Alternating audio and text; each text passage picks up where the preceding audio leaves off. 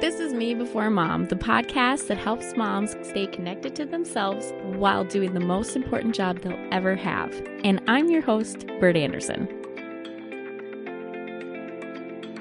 Hey, this is Bert Anderson, and you are listening to Me Before Mom. Today, I want to talk about passion, and I want to talk about passion and you. What is your passion? Do you have a passion? As we get started, number one thing I want to say to you is that you can love your kids passionately, but that doesn't mean that they are your passion. And that is okay. I love my kids with a fierce, passionate love. And I would, go all mama bear and die for them if need be. But when I'm talking about what makes me tick, what is my passion, it's not my kids. And I don't feel bad saying that, actually. I mean, there's a little part of me that's like, ooh, are you really admitting this out loud, that your kids are not your passion? But they're not. They're not what makes me tick. I think in order to really know what makes you tick, I think you need to know who you are. And in order to know who you are, you have to take the time to kind of get to know yourself, because when we become moms, we give all of ourselves, 180% of ourselves, to caring for our children, creating a family, creating a home. And because of that, I feel like we get lost in the shuffle, and our hobbies and the things that kind of drove us before don't drive us anymore, because suddenly we're responsible for another human being's life. So when I became a mom back in 2008, my husband and I had decided that I was going to stay at home with our kids. And I was surprised once I became a stay-at-home mom how lonely I felt. I felt incredibly lonely and purposeless. Because, you have this baby who cries all the time. And there are moments that are incredibly lovely and endearing. But, the only way that they have to communicate with me is to cry. That's their job, is to cry when they need something. So there wasn't, I came from a corporate America setting, and I had, job reviews. I knew, here are the expectations. This is what you're going to do. This is what your job requires you to do. I don't have that when I become a mom. You don't have that when you become a mom. Nobody is sitting down with you and saying, okay, Bert, let's talk about your performance today as a mother. Thank God that doesn't happen, right? Because that would be horrendous. There were some days where it was like, oh. So I just kind of felt very passionless when I first became a mom. I didn't know, if it was because I needed more friends. I didn't know if it was because I missed that daily interaction with coworkers from working full time, or what it was. And it was just a very, my beginning start of motherhood was just kind of very lonely and passionless. And it's not that I didn't love my son passionately, because I did. I loved him fiercely and passionately, but I had nothing that was mine that kind of made me feel alive and tick. So I kind of started to find something and search and figure out what it was. So I had a lot of friends who were very crafty. I tried the crafting thing. I'm not an artsy person at all. At all. And the thought of putting together a project and a craft became more daunting and almost made me feel anxious, because I felt like I couldn't execute it the way I wanted to in my head. Because guess what? That's not what I'm passionate about. I'm not a scrapbooker. I'm not the kind of person who is going to pick up a hot glue gun. They scare me, by the way. They're really terrifying tools of, some of you may say creativity, and I say destruction of your fingers. But that's just not me. It's not the way I'm wired. So then I turned to cross stitch, because I know it's a big jump, right? I turned to cross stitch because you can do it in front of the television. And I liked doing it when I was 16 years old. I have 3 or 4 cross stitch pieces that are not even halfway completed at all. just sitting in the bags still. So then I came to the decision that it was like, you know what? I'm not like, I am a creative person, but I'm not a creative maker of the things. That's just not me. It's not me. It's not passion. It's not what makes me passionate. So then, after deciding that, I also came to realize that I'm a verbal processor. So, all these hours spent at home with my infant son who couldn't have a conversation with me was really starting to get to me because I wasn't able to process my life. And so my poor husband would come home from work and I would literally word vomit all over him, all of the thoughts of the day, all at once. And he is an accountant.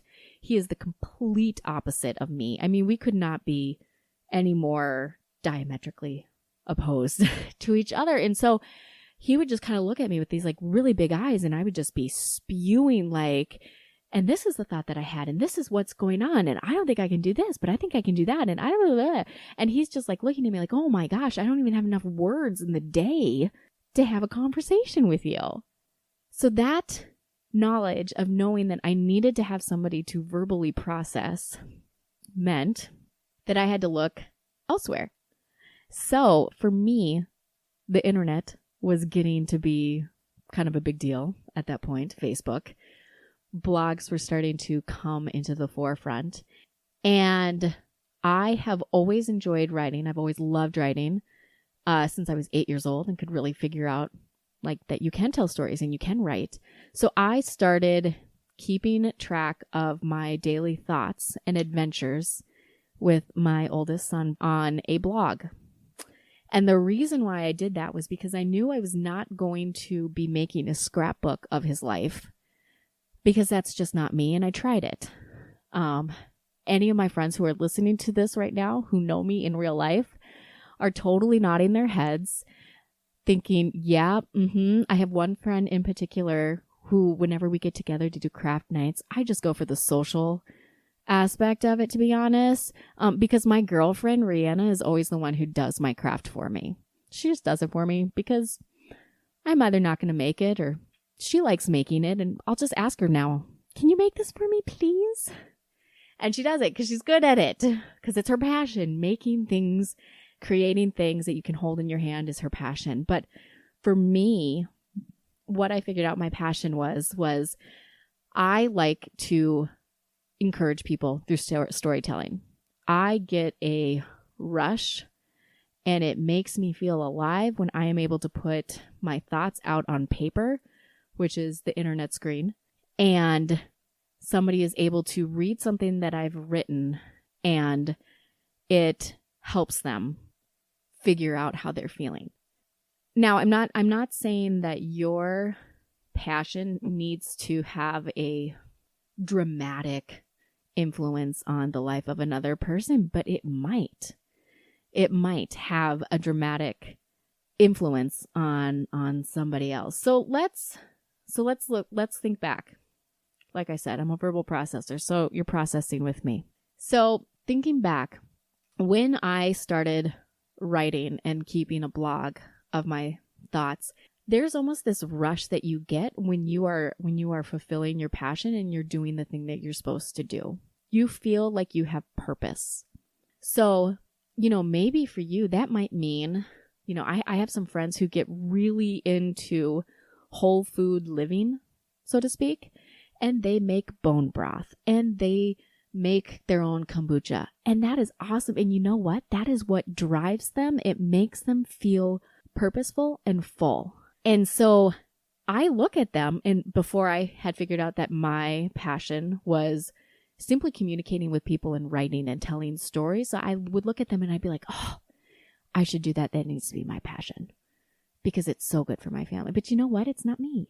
That's not my passion. I don't want to make bone broth or kombucha. I did actually make kombucha once, and it was an interesting experience, so to speak. Yes. But so that's what I want.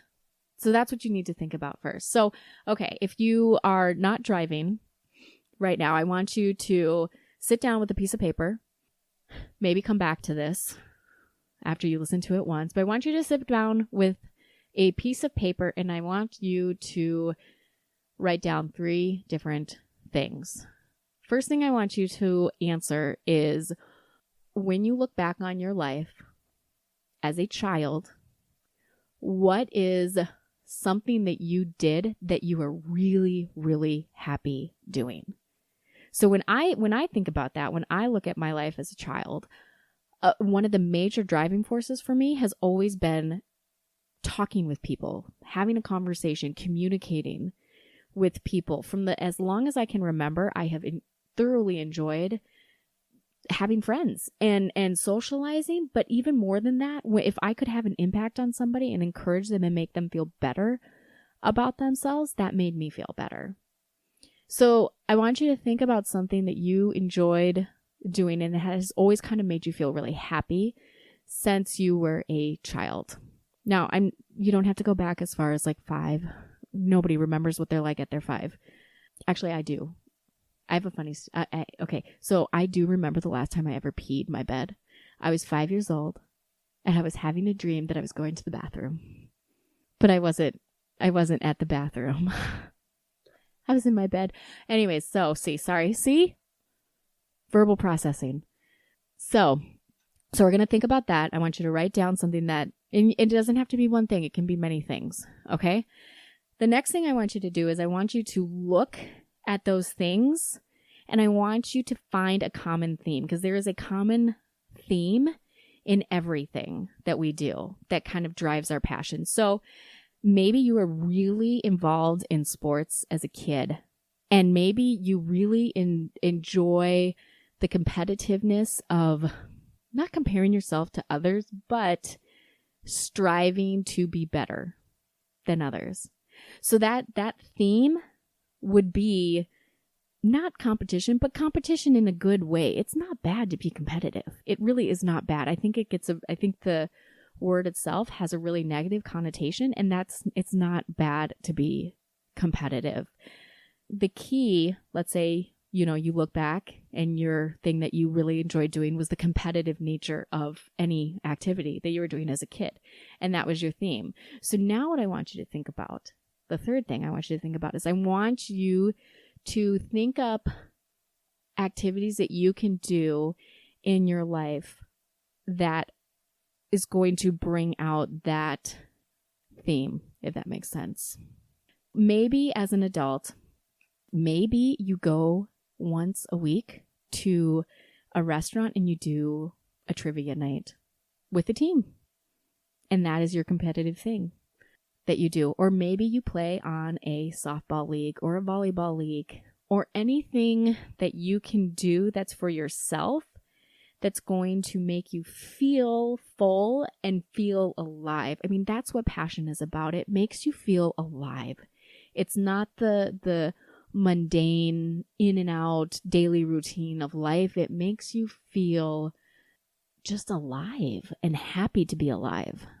At some point in time, you do need to sit down and you do need to write those things out. And we will have them written out in the show notes for you so that you can just go back and write it down from the show notes. But I think that's kind of my 3-step process of how I figured out what my passion was. But I have to be honest, and a lot of it meant knowing who I am as a person and really being able to look at myself and what makes me tick. When I was in college, I was the head of student activities. And I thought, because a lot of the activities that we were putting on were events, I thought, I am going to be an event planner. I think that is what I'm meant to do in my life. I'm going to be an event planner. But my husband and I got married right after college. We would put on like parties and things like that together. And I started to notice that the way we operated together was I would come up with the big grand scheme and he would execute it with the details, because I am not a detail person. I'm not detail oriented at all. To be an event planner, you need to be detail oriented. It's just the way it is. But part of what I loved about, doing student activities was, guess what? The communication and the conversation part of it, and helping pull off something together as a team and making and allowing my teammates feel like they had accomplished something that was good and was encouraging to them. So it all comes back to what that, overarching theme is in your life. So event planning was not in my future. My husband and I joke that I will come up with the big, elaborate party details, and he is the one who makes it happen, because he'll say to me, 3 hours, well, what are we eating at this? And I will be like, I don't know. What do we have? And he's like, are you kidding me? You have got to stop doing this. So now we just work together when I come up with a big party idea. So I want you to hear me loud and clear as we wrap up. Number one, your kids do not have to be your passion. They don't have to be your passion. Should you love them passionately? Absolutely. Yes, we love our children, but they don't define us. And I've talked about it before, and I'll continue to talk about it. Eventually they are going to leave.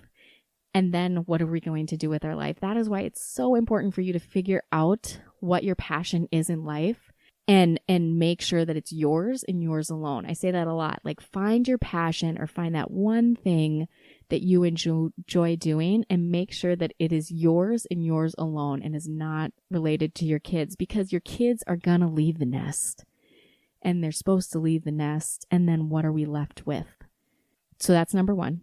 Number two, you need to do the 3 steps in figuring out your passion. Write them down. Look at the show notes. I'll say it again. I don't really remember what my notes were. So just look at the show notes, okay? Do that. And then be kind to yourself as you're going through this process. It's not going to happen overnight. You're not going to figure out what you're passionate with in an hour. Kind of just sit and look at your themes and figure out your different, I don't know, I guess we can call them passion themes. That sounds kind of dumb. Don't do that. That sounds weird. But take the time to figure out how you tick and what makes you feel alive and full. And in that, you will find your passion. But it's a process. It's not a sprint. It's a marathon. And it may take a few years of figuring out who you are. But if you stick with this and you're willing to invest in yourself as a person, I think you're going to find it. But you need to be kind to yourself. Be kind, get to know you a little bit, and figure out what makes you feel alive. And in that, you will find your passion. That's all we have. Thank you so much for listening. Be sure to connect with me on bertmanderson.com, and please visit our website, matriarchdm.com, for all of the show notes and to hear other awesome podcasts.